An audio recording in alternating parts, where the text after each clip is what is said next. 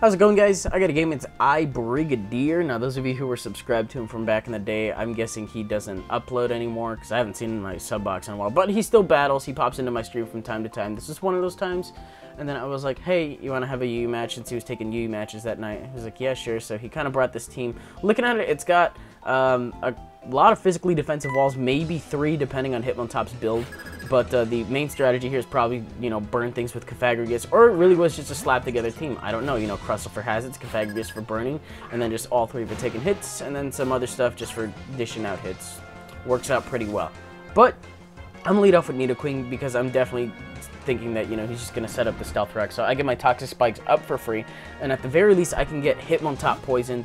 If anything else wants to come in during that time, great. I know he does have what does he have? He has 3 Levitators, so he can get this poisoned, he can get Hitmontop poisoned, and he can get Cafagrigus poisoned. Getting Cafagrigus poisoned would be really nice. Other than that, I probably should have taken the opportunity to set up Stealth Rocks on this turn as opposed to just making a double switch. Since I do have a Bisharp, I could have gone to that, gone for the Psychic, just this other series of plays. But I figured I'd go for the double switch just to take advantage of Crustle's large HP. And then, just try to do Sub, and then Paint Split, and then Nightshade, you guys know this set. I've showed it off a couple times. But it turns out the Cafagrigus comes in now. And I'm just going to be able to go ahead and get up a Paint Split behind a Sub because I went for the Sub second because I'm slower, and then things like that. So, turns out I get a pretty decent amount of HP back, but you guys will see pretty quickly that the 1 layer of Poison combined with the Curse does a really good chunk of damage, and it's all just passive. But go for the Curse now behind the Sub. And since I see that I'm faster, this means that if it brings him down to a decent range, I'm going to be able to Nightshade on the next turn and take him out. I think this was the first match that I actually kind of got away with it somewhat. I was maybe expecting him to switch out after this turn, which would have been nice if I would have been able to set up a Sub, but I don't think I have enough HP to do that. Or I think I might be at exactly 1/4 if mental math is correct. So if I had 1 more point, probably would have been able to Sub there and then just let Poison take its toll and things like that. But it turns out just a Nightshade takes him out from there. So I'm going to switch out. Maybe, as a spin blocker, switch fodder, what have you. It's not really just good to keep it in that scenario. Since I do have a safe switch into Azelf in the form of Bisharp.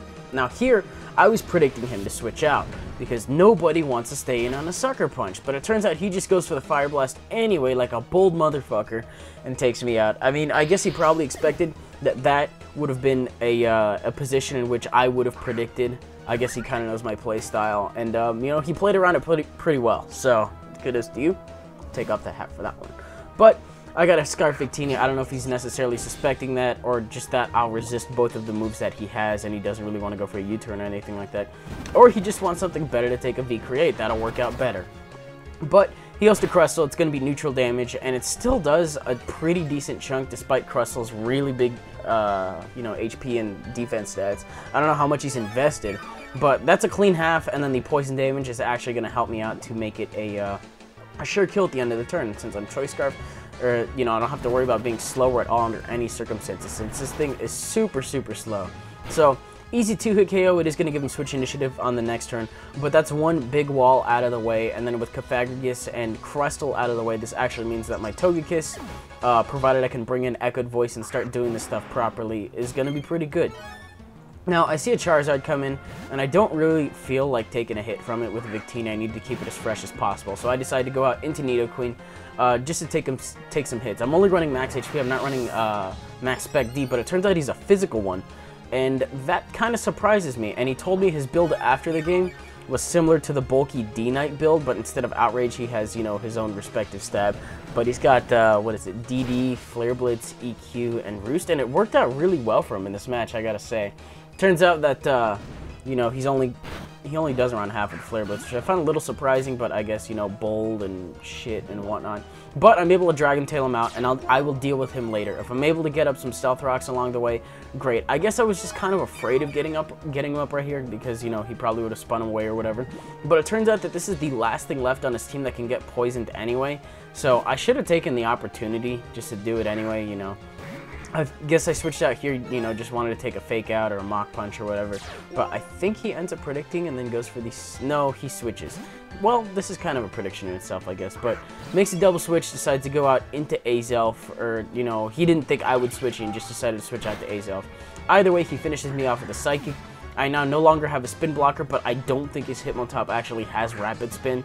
So it's okay, I guess. Anyways, Scarf Victini, I'm going to try to go for the V-Create, see what I can end up hitting. I'm pretty sure I should be able to 2-hit KO anything. I'm actually a little bit questionable on the Charizard, just because of how much HP that thing has and the resistance stuff. I don't know, maybe I'm overestimating the resistance and the amount of HP that max HP Charizard has.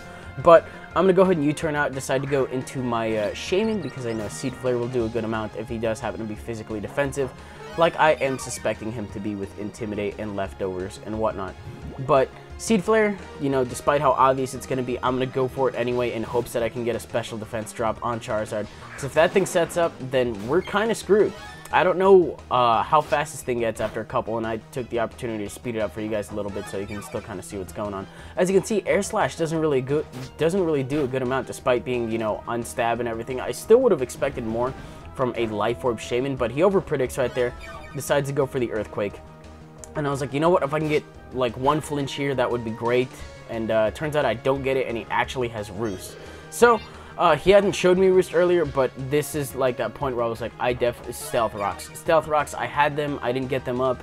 What the fuck am I doing? I guess he just tried to keep Hitmontop safe, just to guard me from that. But it turns out I get a crit there as he goes for the Flare Blitz, which was kind of a little bit of a saving grace, I suppose, since I do still have Victini with the Fusion Bolt, but he does do a good amount to him, and I don't really know. It turns out that he's still slower than Shaman after one Dragon is. I think that's what ended up happening there, but that means that my my Togekiss is definitely going to be faster, and I can use the weakened Charizard as Echoed Voice setup fodder, I suppose, if that's what you want to call it.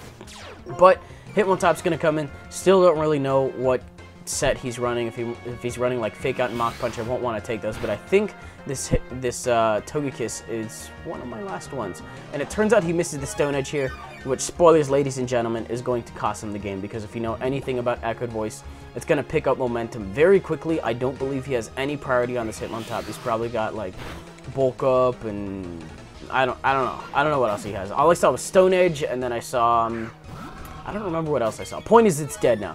But he brings in this Honchkrow, and because it's actually faster than me, I'm thinking that's because he's probably running Jolly Scarf, and that's the reason that it doesn't kill me here. It leaves me with 11 out of 311, and the boosted Echoed Voice, since it's had a couple turns to, you know, just power up rather. But that's going to take him out in one shot, and then all he's got left is an Azelf, which I know is definitely slower than me because he's got the Life Orb as opposed to the Choice Scarf.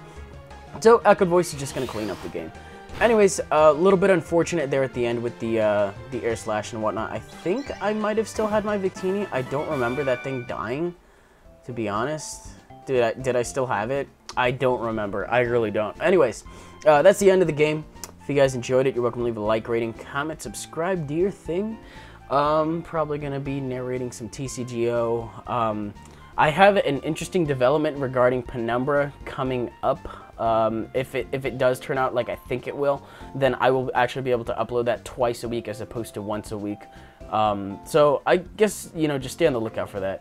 And that should really do it out of me. I really have nothing else to talk about other than I finished Dead Space 2. It's pretty fun. It's pretty fun. Anyways, I'll see you guys tomorrow.